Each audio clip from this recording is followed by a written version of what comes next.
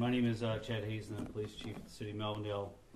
Stephen Densmore, the Assistant Fire Chief with the Dearborn Fire Department.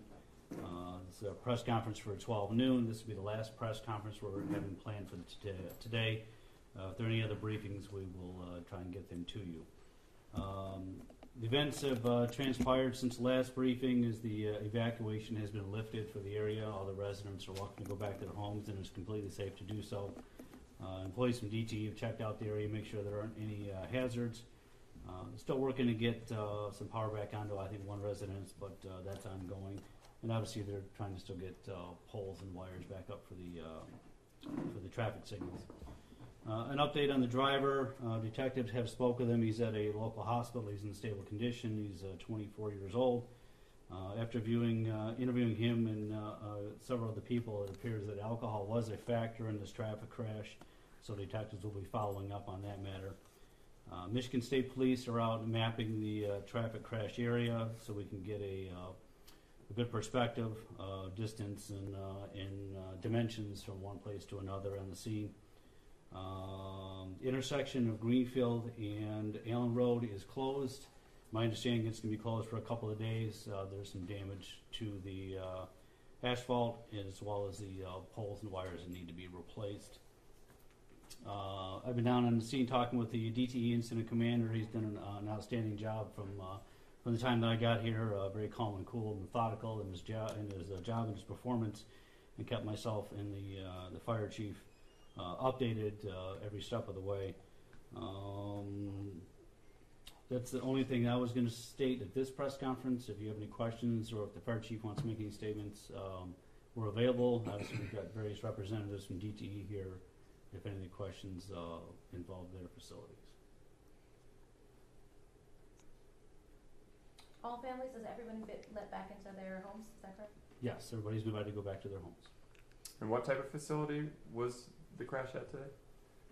It's a DTE facility. I don't know. I can't tell exactly what they do there. That's probably a better question for them, but it's their property. Okay. There were two vehicles that appear to be damaged at that site. What's the situation there? Well, damage is a kind word. Those cars are basically only left on was metal. The one vehicle was involved in a traffic crash that started this entire incident.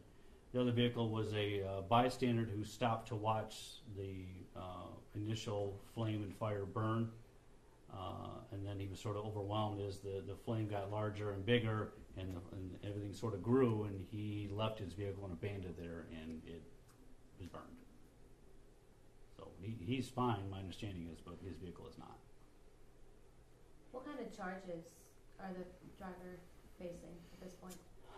I think that's a little bit premature at this time. I'll just say the detectives are going to follow up, and the investigation will reveal the facts, and then that information will go to the prosecutor's office for any potential charges.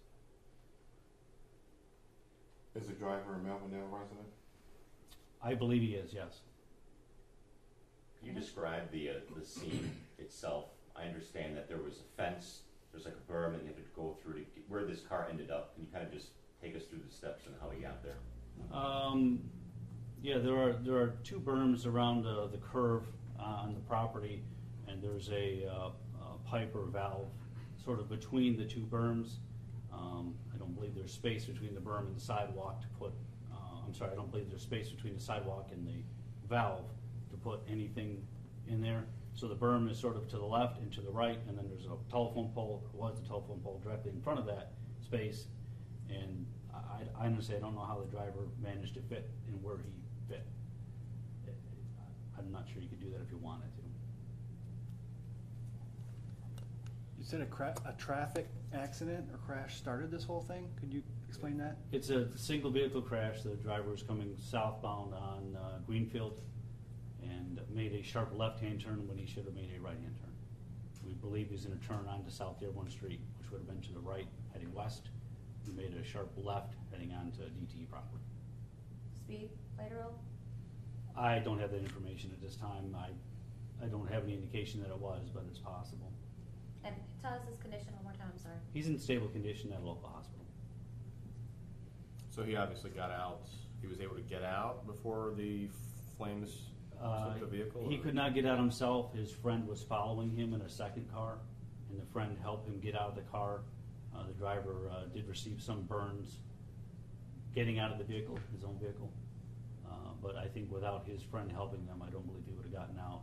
And his friend taken another 5 or 10 seconds to do so, I don't think he would have made it. And this was that different than the bystander vehicle that's over there? Yes, separate vehicle. 3 separate vehicles.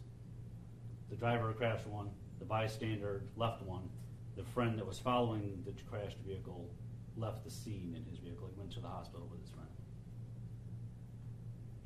How far did he have to travel after the wrong turn before he crashed into the piping?